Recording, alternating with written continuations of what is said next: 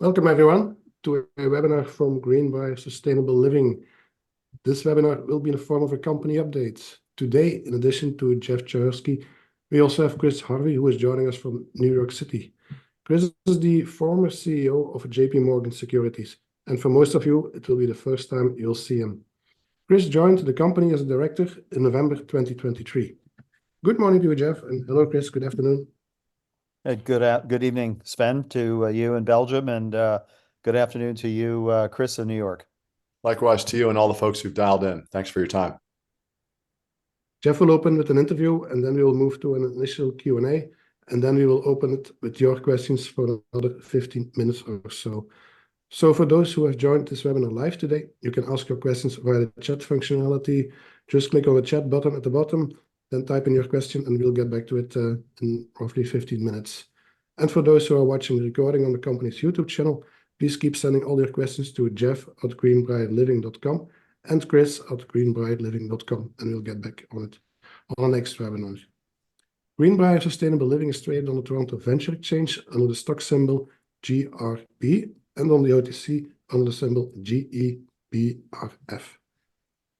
Jeff, can you give us an overview of the projects in the Greenbrier portfolio, please? Sure, Sven. So for folks who do not know the company, there's three current projects. Sage Ranch, this is our most advanced project for Greenbrier. It's a $500 million sustainable entry-level housing project located 80 minutes north of the city of Los Angeles. It'll be built in about 7 phases, a pace of roughly 150 homes a year for a total of 995 homes. Homes will have an average price of $480,000, ranging from $349,000 to $539,000. There are plenty of opportunities within 20 to 40 minutes at Edwards Air Force Base, Northrop Air Force Plant 42, NASA Armstrong Flight Research Center, Pacific Steel, Mojave Air and Spaceport, and many other major employers. There's also the city of Bakersfield, 35 miles to the northwest, which is the hub of the California oil and agricultural industries. The second project is Montalva. It's a large utility scale solar and battery storage farm to be built with initial size of 80 megawatts AC or 160 megawatts DC, which is about 320,000 solar panels located in the very sunny and dry southwestern coastal area of Puerto Rico. And the third project is Cordero Ranch, a 1,347 acre package bought with full water rights in 2002 and capable of supporting over 3,000 sustainable entry-level homes. Okay, thanks, Jeff, for the overview. Let's get into some follow-up questions. Jeff, what are the latest technical developments on Sage Ranch, since that's a project about to break ground? Okay, Sage Ranch. So the latest developments at Sage Ranch, it's the final coordination of all of the permitting and the financing coming into place at the same time. We've made a $250,000 to $400,000 cash financial commitment to pay for the legal costs for closing the loan right now, while the city is completing the details for the final permits to start phase 1 during the month of May. For clarity, the $40 million loan is bifurcated into 2 pieces. The first piece is to fund all of the improvements of phase 1, which will start with the off-site improvements of widening Valley Boulevard and then rolling into the on-site grading, sewer, water, drainage, dry utilities, parks, clubhouse, and landscaping. This is all done before any binding purchase and sale agreements are received, as this first tranche is collateralized with the 995 lots and all of the improvements themselves, offering our lender a massive piece of security. The second piece is the building of the homes as drawn against binding purchase and sale agreements backed by direct underwriting agreements with the buyer's lender, meaning all of the buyer's lenders will have direct underwriting agreements from their banks, assuring us that 100% of the purchases will be closed at the time of the completion of the house. Today, the great news for shareholders is all of the Sage Ranch homes, regardless of income level of the buyer, is guaranteed by the federal government for 96.5% of the total purchase price, which is not available to competing national builders who have final home prices above $498,000. In addition, buyers may also use VA loans, USDA, or any other subsidies specific to our area. Okay, thank you, Jeff. Can you update us on each of the other two projects, Montalva and Cordero Ranch, please? Yes, indeed. So Montalva, Greenbrier has settled our dispute with PREPA to accept our 2020 agreement, as all of the tranche PPOAs during that have occurred during the public auction process, tranche 1, tranche 2, tranche 3, they do not have bankable language in those agreements, regardless of their substantial price increase. We have local consensus that our new price structure is acceptable based on the additional battery storage we'll be providing, and our team is working on the preparations to file with the Oversight Board as a legal settlement. We're not filing with the Oversight Board as part of a non-tranche process or even a tranche process. We're filing this as a legal settlement with PREPA. This is a very active process, and we'll keep you all updated. Regarding Cordero Ranch, it was purchased 100% for cash by our Real Estate Advisory Board Chairman, Tommy Sullivan, in 2002, and the family has kept it in inventory for the past 22 years. It has extensive design work done. After the Sage Ranch financing, we'll announce the terms of the project build-out of about 3,000 new sustainable entry-level homes in southern Utah. The purchase price will be made as payments per lot as we build out the sales effort.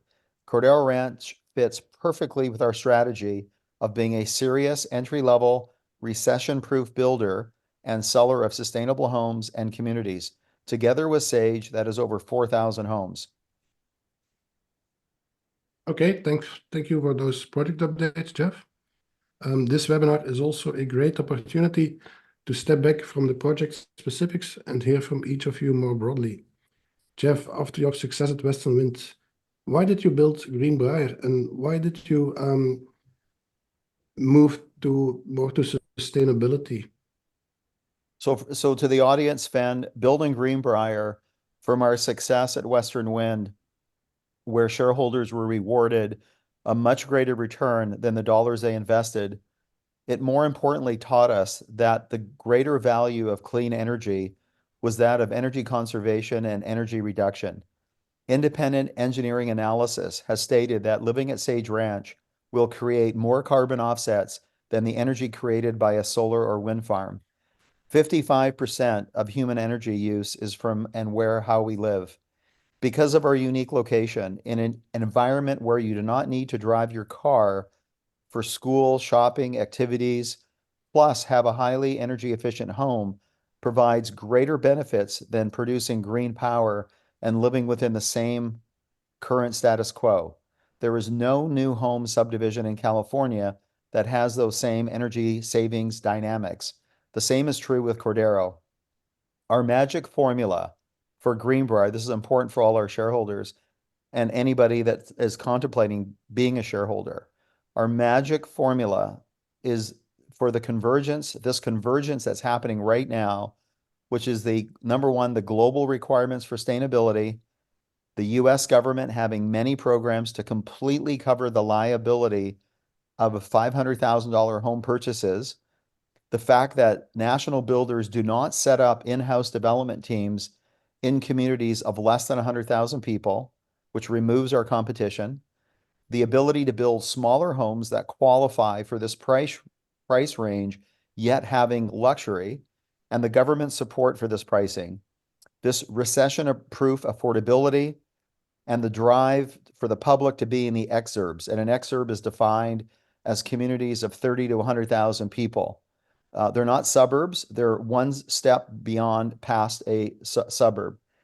Our board, our advisors, our large shareholders, and our management team has extensive expertise in clean energy, energy efficiency, and large real estate construction.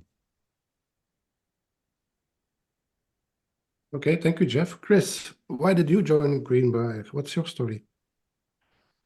Well, some of it comes from sort of what I was interested in, but then it's shifted to Jeff and what Greenbrier is all about. I was looking to join a company that had a compelling environmental mission and strong NPV positive economics. I found when I was looking around a lot of the first category, companies with a great environmental story.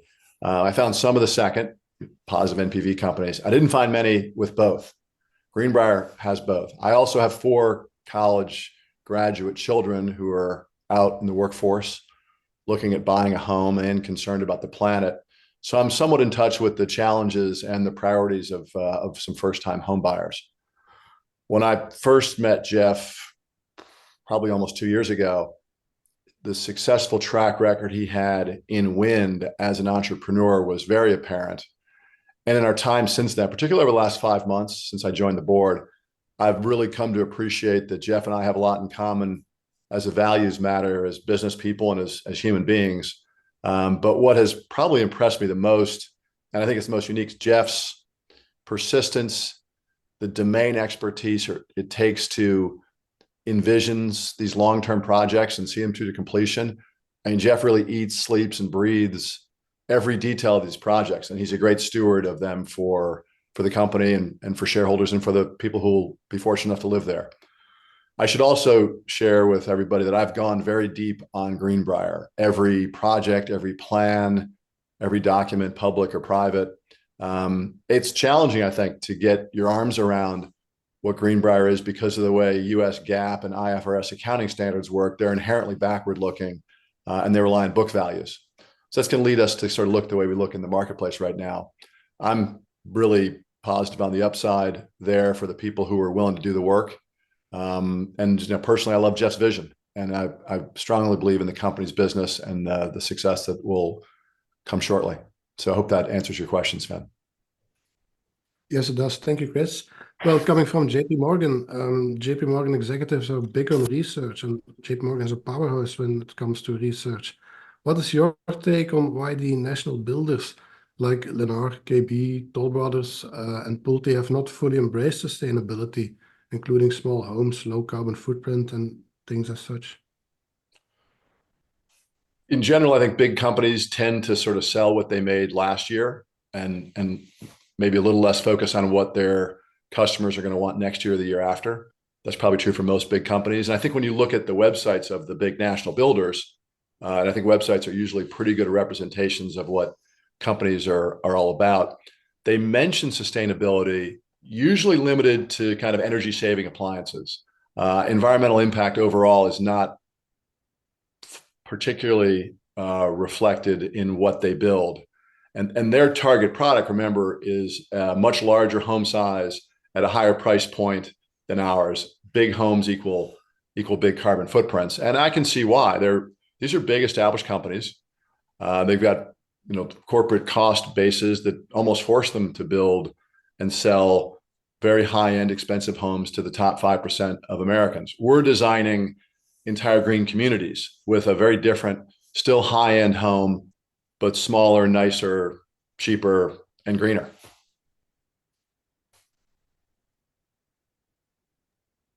Okay, thank you, Chris. Jeff, another question for you. How do sustainable communities enhance lifestyles on a personal level to the home buyer beyond the environmental stewardship?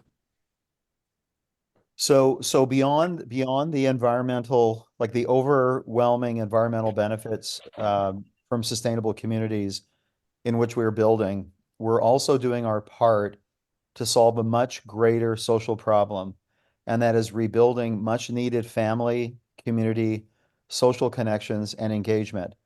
If you look at the greater Los Angeles area, which is 50 to 80 miles away, people every day on average spend 90 to 120 minutes twice a day traveling to and from work. This loss of 3 to 4 hours per day in transit does unrepairable damage to family connections, community, and loved ones.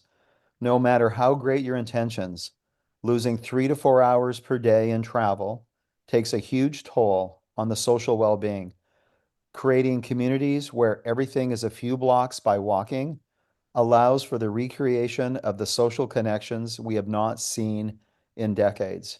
This, to me, is the true definition of complete sustainability. And we're very grateful to be in this sector. On a conclusion, before we take any questions from our viewers, I'd like to conclude that the world should know and be aware that Greenbrier is at the very beginning of a 30-year hockey stick uptrend for sustainable housing. As an example, when I started Western Wind in 2001, there were 2,400 installed megawatts of wind energy in the USA. And we were 7% of those installations. Now in 2024, there are over 141,300 megawatts of installed wind power, a growth of 5,900%.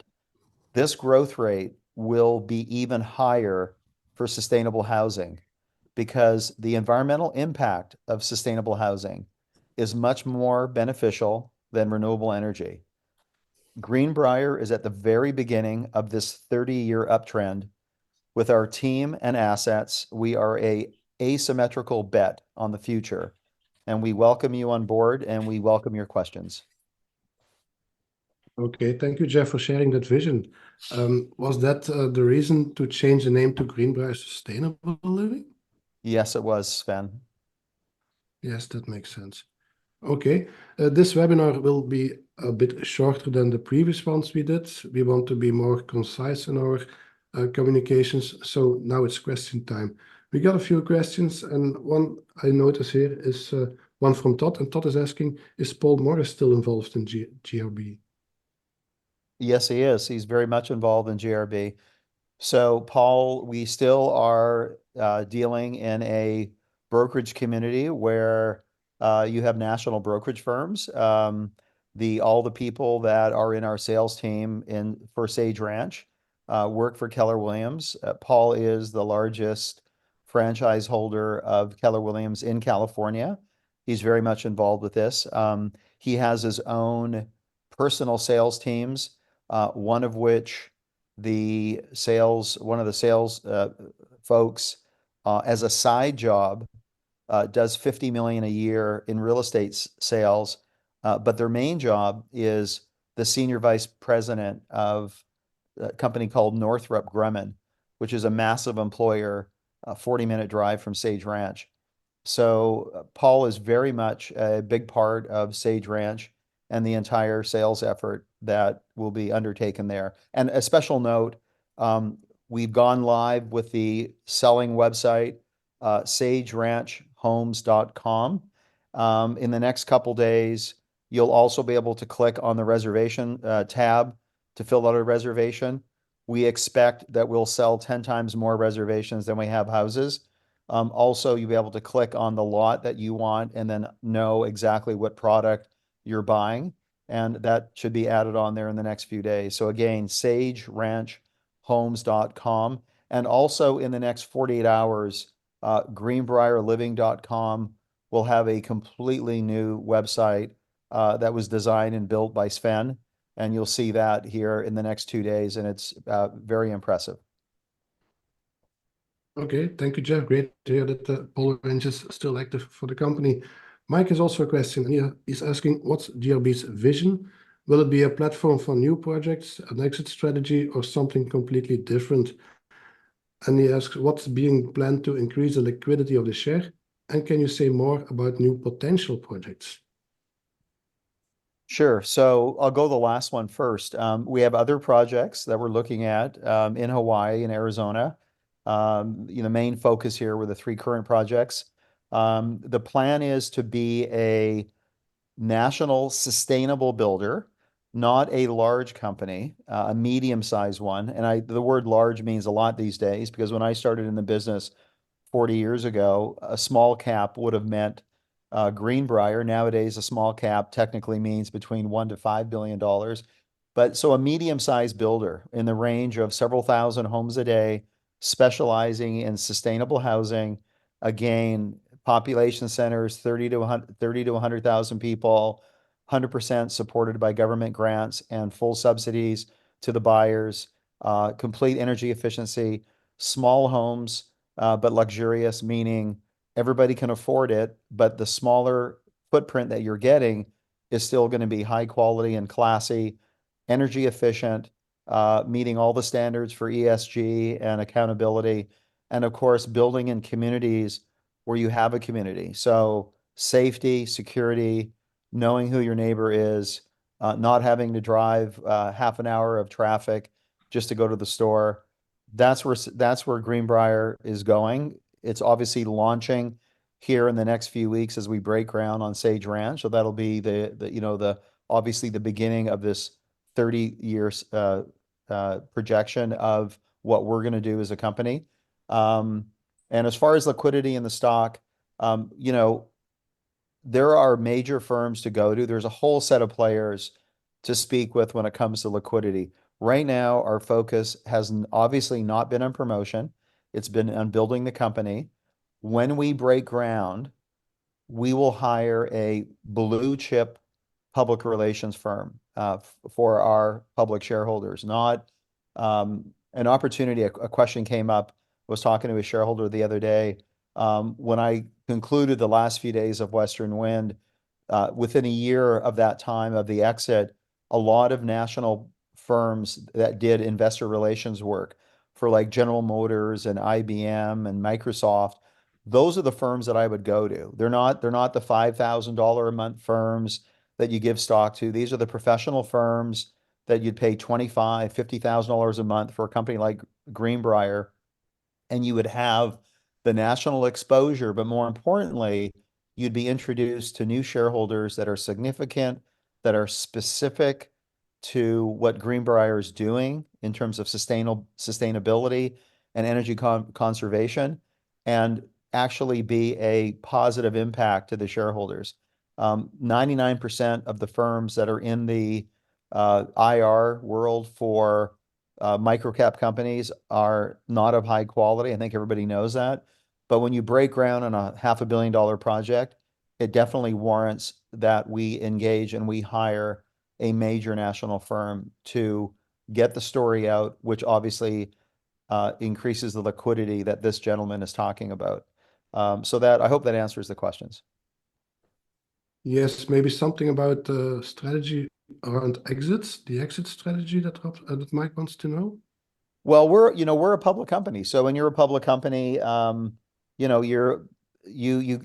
roll with the punches. You roll with, whoever wants to take you over. I mean, already we've had one big national builder, sniffing around. And when Western Wind had a takeover bid that went through, somebody was sniffing around the county recorder's office. So, this has happened here in the last few weeks.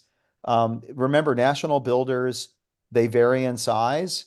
So a national builder really close to us, like 6 blocks away, is called K. Hovnanian.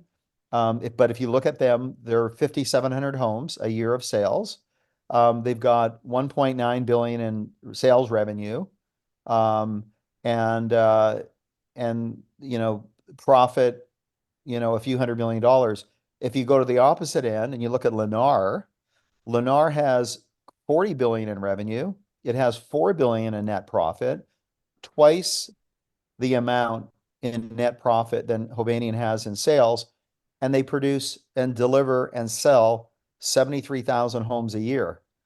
Just in Kern County alone, of course, Sage Ranch is in Kern County, which is a county of about 900,000 people. They've built and sold 2,000 homes in 2023, and they're going to do the same thing in 2024. So we are already in the radar screen of many of the big national builders. So we'll just have to go with the punches. My plan is to build a company, build a cash flow, build a market presence, and let other people who are in the market that are doing things that they feel would require acquiring us as a main part of their business model, that will come to light in the normal course of business. So I'm not running around going, hey, please buy us out, put a takeover bid. No, I'm focused on building the assets, building the company, giving the value to the shareholders, and following through on making this a medium-size national builder specializing in small, sustainable homes in communities of between 30 to 100,000 people. And right now we have no competitors. Okay, thank you, Jeff. Mac would like to know thinking about the blackout periods. Is there any expected end to it? Can you offer any insights on when investors can expect an updated investor presentation to be live on the website? Yeah. So there was a detailed report actually done by you, Sven, and that's available on the website. I believe it's 23, 24 pages. It really does cover, I believe, accurately everything that we're doing, including the value. As far as a more reduced PowerPoint, we are going to do that. I think we really want to focus in on groundbreaking, so that way we can have that material to add into the PowerPoint and talk a lot about the essential things that Chris and I spoke about today. And I think that's essential to do those things first, get the groundbreaking going and get that PowerPoint then modeled after the realities on the ground and with this information that we just revealed. Because this is the first time that we positioned in a webinar that the sustainable housing is a very focused segment that we're pursuing. And we let out a few, not confidential details, of course, but really synthesizing what sustainable housing is all about and why we have this big advantage. So I agree. We'll get this available, this PowerPoint available that Mac is talking about. And I apologize. What was the other question, Sven? That was about the current blackout. Oh, I see. Yeah. So I get a lot of shareholders that call me up and go, okay, so, it'd make a lot of sense if management would buy more stock. Okay. Let me tell you this, between management and the 3 family offices that are very close to management, we own over 50% of the public company. So if I go out and buy 1 million shares tomorrow, which I can do easily, I buy 1 million shares. And what's going to happen is a week after I buy the 1 million shares, someone's going to say, why doesn't management buy more stock? So there's really the end. A lot of the people asking that question really haven't. And if we take the ownership to 70% ownership of management and the 3 family offices, then you don't have a public company. You have what's called a private company with a public listing. So the issue about liquidity, which is the real answer, is let's break ground on Sage Ranch and let's get a national IR firm in. I'm living in the US, I'm a US resident. We file with the SEC. As the CEO, which no other director is, I have access to all the information as it changes day by day. So I'm very careful about all my purchases. But if you look, our family together already owns, what's the number? Like 12 or 15% of the company. And again, when you tie that on to the other directors and the 3 family offices, you're well over 52, 55%. So the symbolism of a director buying is understandable, but please keep in mind, we started this company and we ran this company with management and management's family and friends owning 70 to 80% of the stock. So I think that has to be readjusted when people are looking at, does management have a big enough position or why doesn't management trade? The trading block is on myself. There's no question because I have access to this information. I don't want to get in trouble. The other directors are free to do what they want to do. And you just have to ask each of the directors when they want to buy stock and if what symbolism that has to you. Because again, my personal feeling is when a director buys a few 100,000 shares to satisfy one shareholder who probably owns 5,000 shares or 100,000 shares, 2 weeks later, that they're going to be asking that person the same thing. So the question will never be asked if the share price is properly reflecting the assets, which the share price is not. We clearly understand that, and we clearly know that, but we want to break ground on Sage Ranch first before we get out and we start what we truly call serious promotion of the company to the investment community. So you can either take this as an opportunity to buy now, or you can wait till there's liquidity at a higher price. That is completely at the discretion of shareholders now that want to buy more or people that are sitting on the sideline. And believe me, there's a lot of people that would rather pay more because they're just happier when they are paying more. So that's completely up to each individual and what their preferences are and their styles of investing. So I hope that it's a bit of a long-winded answer, but I'm hoping that you understand that I know the real essence to what that question is. Okay, thank you, Jeff. We have still 6 or 7 questions to go. M. Trang would like to know why Sage Ranch construction is planned for May now, as it was previously stated that it was for April. Yeah. This is typical with large project finance. There's a lot of little moving pieces. It's a whole symphony of, when we did the precise development plan and had the approval and then filed the subsequent documents, we weren't just filing it for phase one. We filed all the detailed engineering drawings for the entire property, for the sewer, the drainage, for the dry electrical. So we're not doing this just for a phase one proposition. And then you go into applying for the actual permit. And when you're doing the permit, we're going down to you're going down to the inch of sizing and, we don't have to do this in phase two, in phase one. In phase two, we're doing a roundabout on the corner of Snyder and Valley, but we are widening the property there. So the question is, do we move this over, 1 foot? Because this is all last minute adjustments that happens whether you're building one house in Los Angeles or one house in Toronto. You always have last minute changes to the plan. We're building 1,000 homes.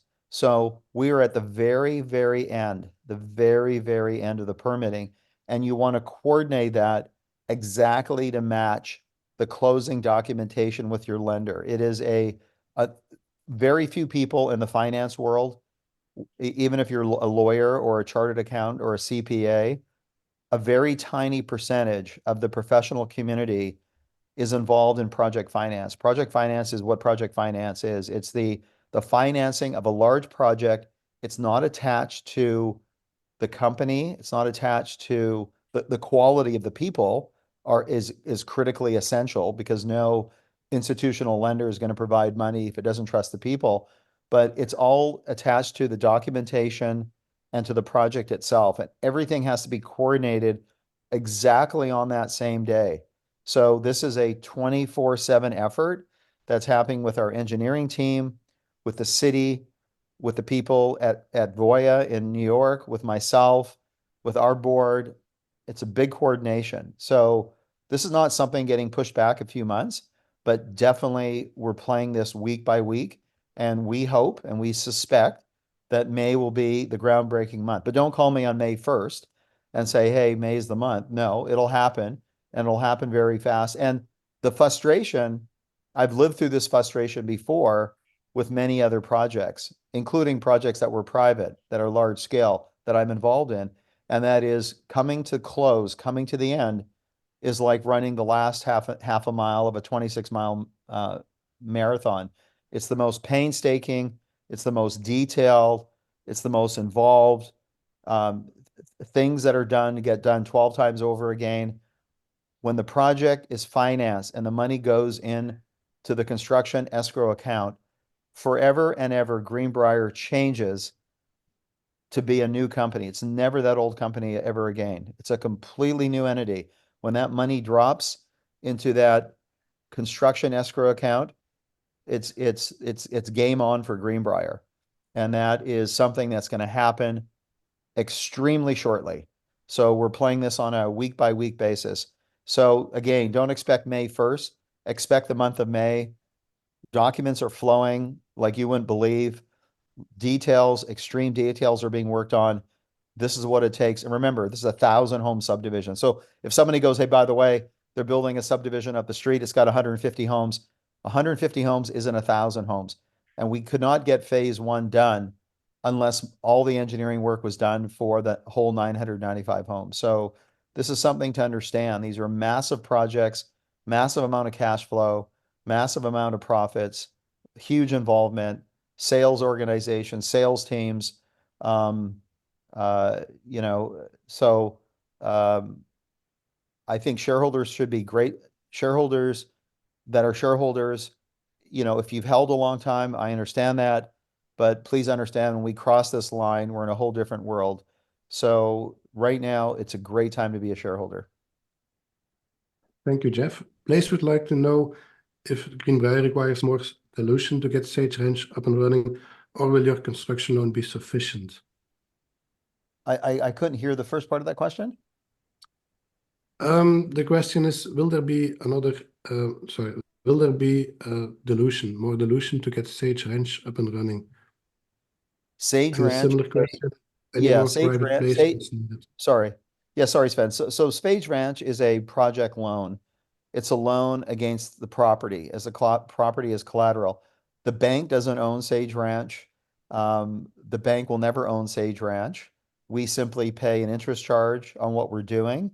The interest rate is the same that you would pay for a project of this size with other institutional lenders.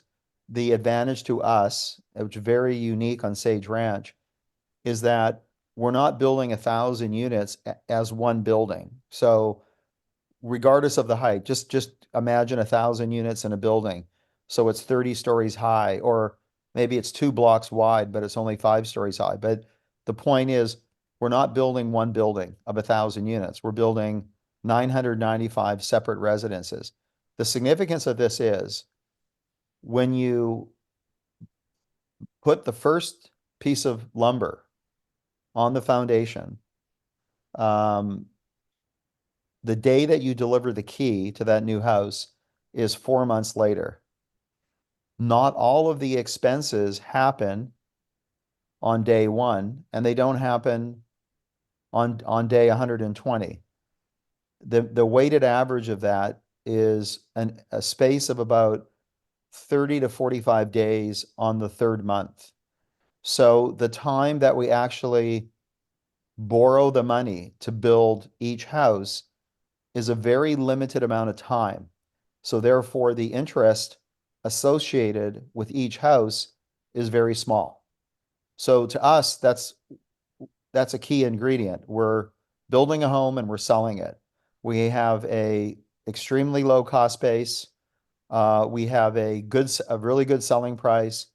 We have a price that is not only good per square foot, but more importantly, it fits the weighted average right in the middle of all the homes that are transacted, not just in the valley, which is 673 homes changed hands in Tehachapi Valley in 2023. Even in a bad market, 673 homes traded hands. We're building 150 a year. There's virtually no new inventory. Our competitor 6 blocks away is building homes, if you look at their website, in the mid 550s. Now, you can't leave that home without paying $40,000 of what's called options. So you're leaving really at 580 to 600,000. Number one, that doesn't qualify you for any of the government programs. And number two, it's 150,000 above the average. So we specifically built Sage Ranch to target the market average, and to make our shareholders happy, we did it by making smaller homes. So it's better for our shareholders financially, but it also fits the model of sustainable living, energy reduction, and all of the government grants and incentives that are there. So this is not a corporate equity facility of $40 million where we're diluting the company to build something. This is a very specific non-recourse project loan that leaves us at 100% ownership, allows us to pull out all the cash as long as we make our interest payment. And I've been doing this successfully for the last 25, 30 years. So very few people are familiar with project finance. It's different than a normal bank loan. It's different than a lot of different facilities. There's specificity that's required. But to answer the question, the project financing is non-dilutionary. I believe Voya would get, I think, 1 million warrants, or 2 million warrants, I think, at $1. So there will be a little dilutionary aspect that Voya has as what we call a tail. meaning there's a bonus for Voya to have that. 2% of their annual interest payments they can take in stock. So there is minor dilution, but that minor dilution is much cheaper than having any other process or paying a higher interest rate. It's actually, the calculation works better that we take the interest rate and give a little bit of dilution to Voya than there is of not having that dilution and paying a higher interest rate in terms of what that revenue and what that cash flow means to shareholders. So this has gone through a very deep analysis over a long period of time. Okay, thank you, Jeff.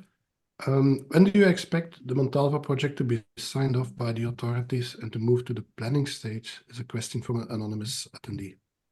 No, it's a good question. So we are modeling this filing now that we settled with PREPA, where this is going to be filed to the federal authorities, not as a tranche process. So in other words, the oversight board has a philosophy. We don't want to look at things that are not in the tranche process. This is not a tranche process or a non-tranche process. This is a specific settlement agreement that was signed by us and PREPA before the end of the year that would eliminate, remember, if the oversight board doesn't approve, then PREPA still has a $951 million liability. So we are approaching this. It's a very unique filing to the oversight board because it's a filing based on a legal settlement, not on a tranche-based process. So we're also in this activity day by day. And as soon as we know and we have the day that this gets approved by the federal authorities, we'll let everybody know. I don't want to put a day down because I don't want to put a day, but I'm more comfortable in letting everybody know that this is a unique process with the feds. This is not a non-tranche or tranche process.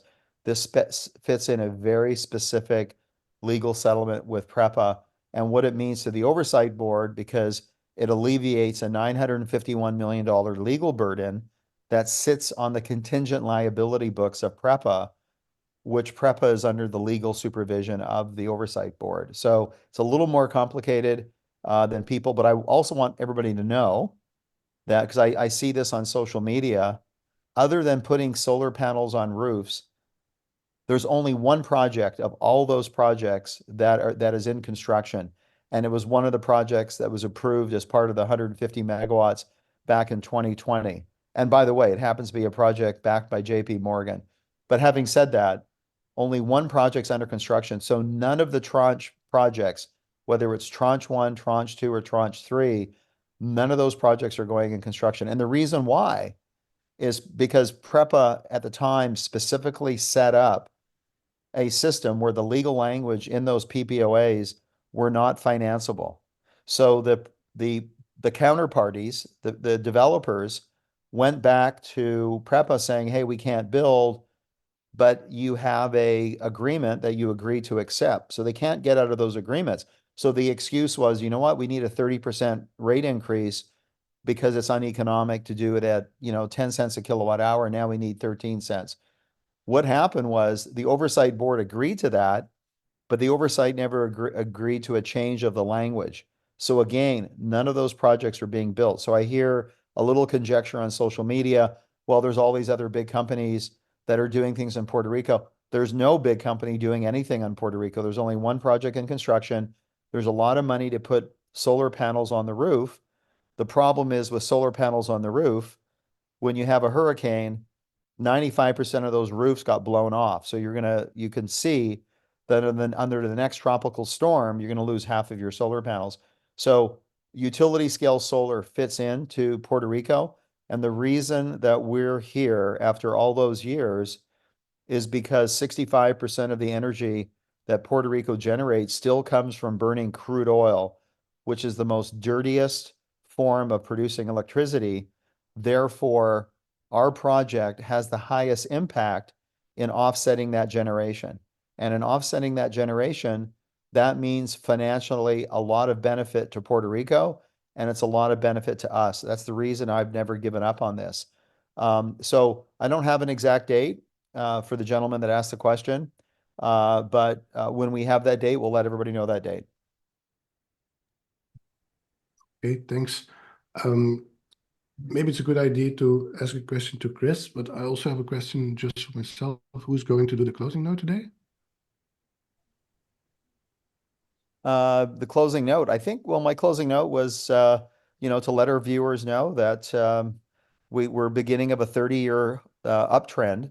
We're at the beginning of the hockey stick. When I started with Western Wind, it was the beginning of the hockey stick. I started with 2,400 megawatts, and now there's 141,000. So I started just as the industry was ready to explode. Sustainable housing is the exact same what's going on right now. Nobody's in the business. Nobody's specializing in what we're doing. We're the first ones to do it. We've got the financing, the properties, and the backing to get it done. So we will make a name for ourselves, and we will introduce Greenbrier to the financial community after we break ground on Sage Ranch. And I will invite everybody to come up to the groundbreaking for Sage Ranch as well, including the media will be invited as well. So in closing, we welcome everybody on board, and Greenbrier is a asymmetrical bet in the future. And I thank you everybody for attending, and any questions, just email Chris and I directly or email Sven, and we'll be sure to get an answer to you within a day. Okay, thank you, Jeff and Chris. Thank you all for the attendees, and until next time, goodbye. Thank you, Thanks, Sven. everybody. Thanks a lot. Jeff. See you, Thank Sven. you. Thanks, everybody.